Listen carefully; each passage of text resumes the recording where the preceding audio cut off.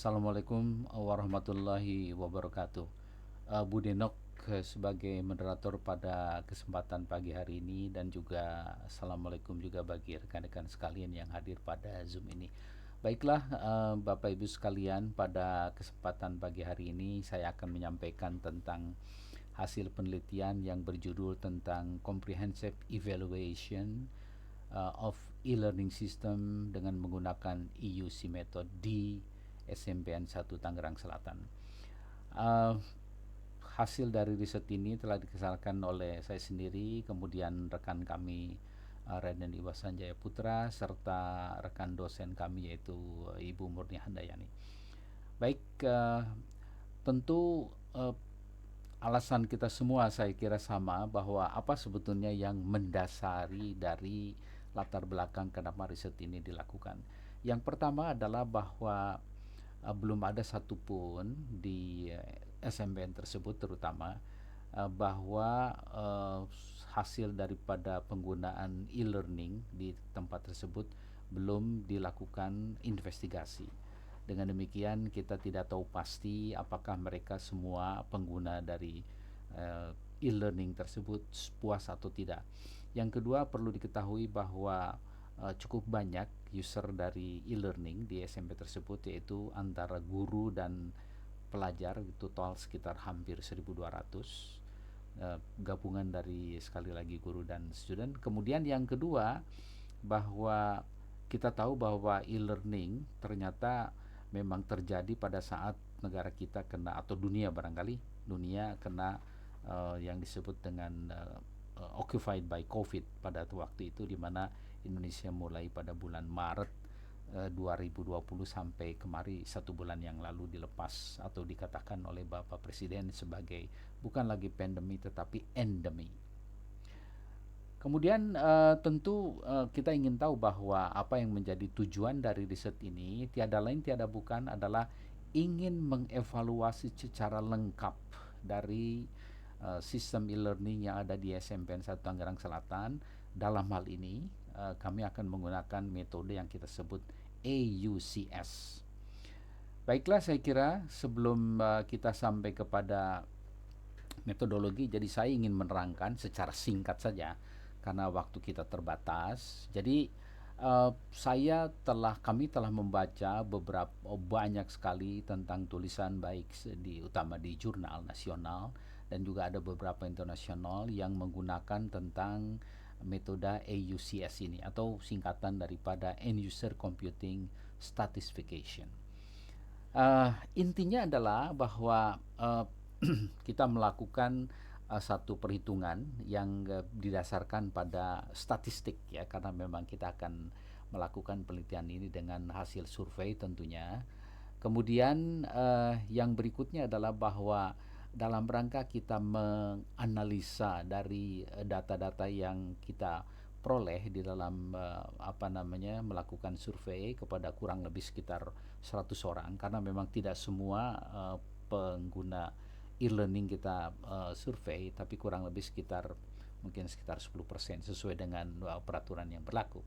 Jadi ada beberapa hal yang perlu kita sampaikan tentang bagaimana tentang e-learning tersebut. Jadi dari beberapa literatur yang kita baca, bahwa ternyata yang sangat menentukan daripada satisfaction daripada user itu tiada lain adalah, yang pertama tentang konten, yang kedua adalah keakuratan, accuracy, kemudian format daripada e-learning itu sendiri, atau yang keempat adalah ease of use, atau mungkin secara umum adalah friendly, ya. Kemudian timeliness adalah tentu saja adalah up to date, ya. Dan yang terakhir adalah end user satisfaction, itu yang berikutnya.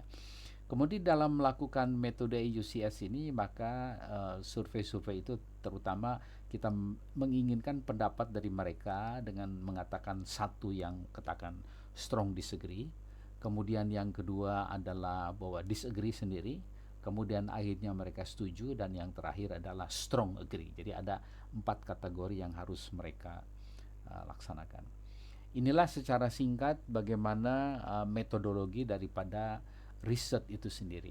Yang pertama adalah kita mulai, terutama, ya, jelas bahwa Kemudian yang berikutnya adalah bagaimana kita melakukan analisa implementasi daripada e-learning itu, dimulai bagaimana tentang rencana sampling, kemudian penyusunan kuesioner, penyebaran kuesioner itu sendiri, dan dari situ maka kita uji secara validasi, tentunya sesuai dengan metodologi yang berlaku, apakah sebutlah bahwa data-data itu valid atau tidak. Jadi kalau tidak valid maka akan kita kembalikan, dan kalau valid kemudian akan langsung di situ baru nanti kita akan bisa mengatakan bahwa data-data yang telah diuji validasi itu bisa disebut sebagai data-data yang reliable. Jadi artinya bisa kita teruskan. Dengan demikian, apabila data-data itu sudah disebut sebagai reliable, maka akhirnya kita gunakan pengolahan data yang kita peroleh itu dengan metode yang kita sebut dengan AUCS. Nah, dari situ akan kita mendapatkan hasil analisis, dan kemudian yang terakhir kemudian kita kesimpulan, kemudian selesai. Itulah kira-kira secara singkat bagaimana metodologi daripada pelaksanaan penelitian ini. Kemudian kita kembali sebelum kita ke hasil, maka saya ingin menyampaikan sekali lagi bahwa kembali ke tadi yang saya sebutkan, bahwa metode daripada end user computing stratification itu adalah bahwa kita betul-betul menitik beratkan. Yang pertama nanti tentang masalah konten daripada e-learning itu sendiri. Kemudian bagaimana tentang accuracy itu kita sebut dengan adalah ketepatan.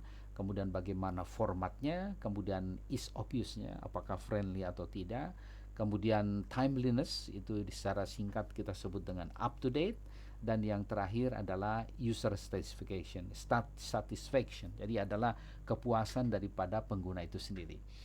Baik, saya kira kalau kita lihat dari sini tentu kita akan mempunyai yang pertama adalah masalah konten 1, accuracy 2, 3 format, ease of use adalah 4, timeliness 5, kemudian yang terakhir adalah user satisfaction. Berhubung waktu kita memang terbatas, maka kita akan berikan sebagai contoh misalkan tentang bagaimana hasil daripada rekapitulasi yang berkaitan dengan indikator format misalkan. Jadi kita sebut ini sih kebetulan nomor 3 karena yang pertama tadi adalah content, accuracy, kemudian format. Jadi di sini adalah variabelnya adalah kita sebut dengan X3, kemudian indikatornya itu adalah lebih ditujukan kepada e-learning performance ya. E-learning performance. Nah, dan dari sini ternyata bahwa kita ada question itemnya, standarnya adalah yang pertama adalah bahwa e-learning itu sangat menarik sehingga demikian mudah untuk diingat ya. Kemudian yang kedua adalah warna daripada e-learning display itu juga sangat menentukan bagi para user, yang konsisten dan juga sangat enak untuk dibaca gitu ya. Yang ketiga adalah bahwa informasi daripada e-learning itu sangat mudah untuk dibaca ya, informasinya. Yang keempat adalah menu dari e-learning itu adalah mudah dimengerti oleh user. Dan yang terakhir kita menyebutkan juga bahwa sistem e-learning ya, navigasi e-learningnya itu sangat mudah dimengerti. Jadi itu adalah kira-kira question item yang diajukan kepada para dalam survei ini, dan ternyata marknya itu adalah mulai dari 3,8 yang tentu dikategorikan sebagai high, kemudian nomor 2 adalah 4,07, 4,17 yang ketiga, 4,08, 3,89, dan akhirnya secara average tentu dengan peraturan yang berlaku di dalam AUCS akhirnya kita mendapatkan 4,0 yaitu high. Jadi kita di dalam AUCS itu dikategorikan bahwa 3,4 sampai 4,2 itu dikatakan sebagai high ya. Itu salah satu contoh kalau kita memakai format.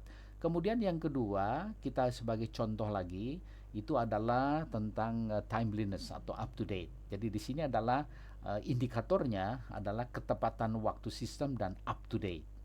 Jadi ketepatan waktu sistem. Jadi pertama adalah bahwa e-learning menyiapkan informasi yang sedang dicari itu dengan one click access. Jadi kita langsung masuk kemudian dapat. Jadi seolah-olah jedanya itu sama sekali seperti tidak ada. Tapi kalaupun ada mungkin ordenya hanya milidetik gitu ya. ternyata tinggi 393. Kemudian yang kedua, kita dapat menguasai e-learning secara cepat tanpa melaksanakan dengan akses yang cukup lambat gitu ya. Kemudian yang ketiga, e-learning displaynya itu adalah menyampaikan tentang subjek terkini. Kemudian ketersediaan informasi subjek itu dalam e-learning selalu up to date.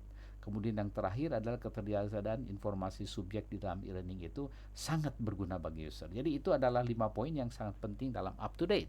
Sehingga dilihat dari sini 393, 3,31 dan akhirnya kita sampai kepada average ya. Average ternyata adalah 3,9 yang masih bisa kita kita kategorikan sebagai high karena di atas 3,4. Kemudian, nah kalau kita melihat tadi kan ada berarti ada 5 ya 5 ada tadi yang ada konten, format, accuracy, kemudian timeliness. Maka yang terakhir adalah user satisfaction. Inilah sebetulnya yang kita cari. Maka dari itu dalam yang keenam ini di sini ada indikatornya itu ada paling tidak ada 5. Itu adalah kepuasan konten daripada e-learning sendiri, kepuasan yang kedua terhadap ketepatan e-learning, yang ketiga kepuasan terhadap e-learning itu sendiri, kemudian dari formatnya, kemudian adalah friendly-nya, dan yang terakhir adalah tentang up to date-nya itu sendiri. Jadi di sini itemnya tuh rata-rata hampir sama ya. Jadi karena memang user satisfaction. Jadi you are satisfied with the content information provided by e-learning. Jadi Anda puas dengan konten informasi yang disiapkan oleh e-learning. Berikutnya yang kedua adalah disebutkan ketepatan, yang ketiga adalah tentang penampilan, kemudian format tadi, kemudian yang ketiga adalah up to date, yang kelima adalah tentang masalah instruksi di situ, kemudian yang terakhir adalah dengan kecepatan ya. Jadi ternyata di sini 4,05 ada yang di bawah 403, 40, 402, 387 dan ternyata meskipun di bawah 4 ada 2, tetapi relatif yang 4 itu mendominasi di atas 4. Demikian question item secara total itu adalah 4,01 dikategorikan sebagai high. Jadi itu adalah nilai final daripada satisfaction daripada e-learning system di SMPN 1 Tangerang Selatan. Dengan demikian maka dari hasil apa yang saya sampaikan, maka sampai kepada tentang konklusi bahwa semua dengan hasil yang dianalisis tadi, maka kita bisa mengatakan bahwa dengan metode CS skor dicapai 4,01 atau 95% dicapai, dan itu dikatakan sebagai high. Namun demikian diharapkan ada satu pelajaran yang harus dilakukan ke depan dalam rangka untuk menggali lebih jauh tentang ICS model, sehingga dengan demikian maka model tersebut akan memberikan menerangkan kondisi yang lebih kompleks dari penggunaan aplikasi learning SMT Tangerang Selatan. Demikian yang bisa saya sampaikan. Untuk itu saya mengucapkan terima kasih. Wassalamualaikum warahmatullahi wabarakatuh.